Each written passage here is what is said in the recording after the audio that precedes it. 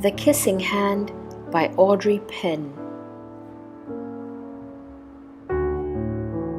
Chester Raccoon stood at the edge of the forest and cried. "I don't want to go to school," he told his mother. "I want to stay home with you.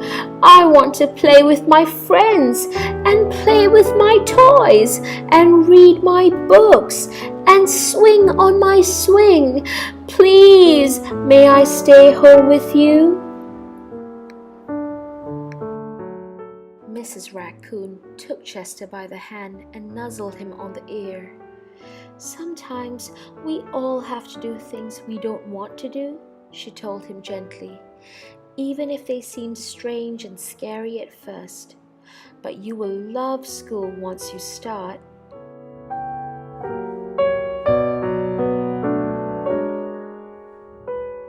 You'll make new friends and play with new toys, read new books, and swing on new swings.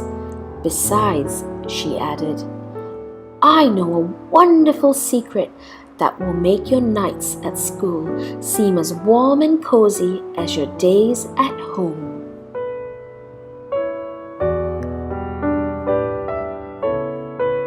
Chester wiped away his tears and looked interested.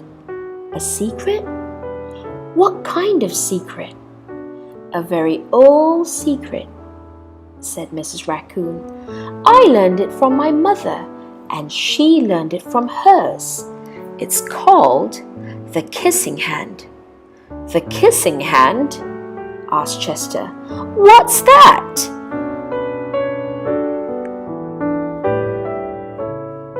"I'll show you." Mrs. Raccoon took Chester's left hand and spread open his tiny fingers into a fan. Leaning forward, she kissed Chester right in the middle of his palm. Chester felt his mother's kiss rush from his hand, up his arm, and into his heart. Even his silky black mask tingled with a special warmth. Mrs. Raccoon smiled. "Now," she told Chester, "whenever you feel lonely and need a little loving from home, just press your hand to your cheek and think, 'Mommy loves you, Mommy loves you.' And that very kiss will jump to your face and fill you with toasty warm thoughts."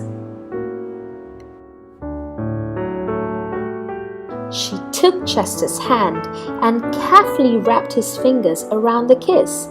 "Now, do be careful not to lose it," she teased him. "But don't worry.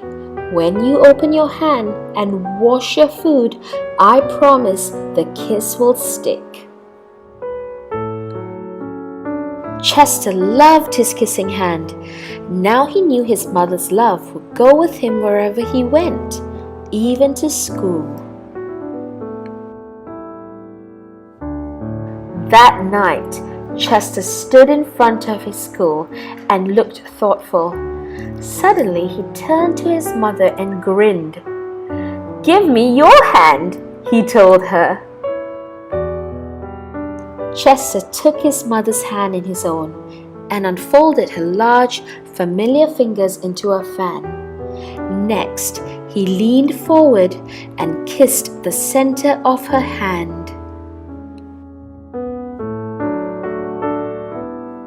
"Now you have a kissing hand too," he told her, and with a gentle goodbye and "I love you," Chester turned and danced away.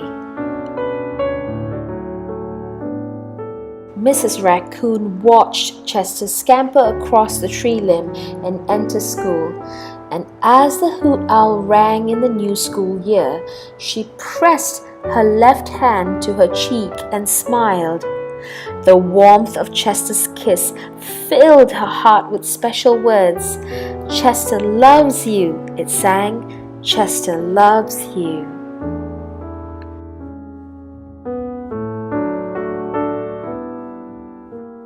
I love you.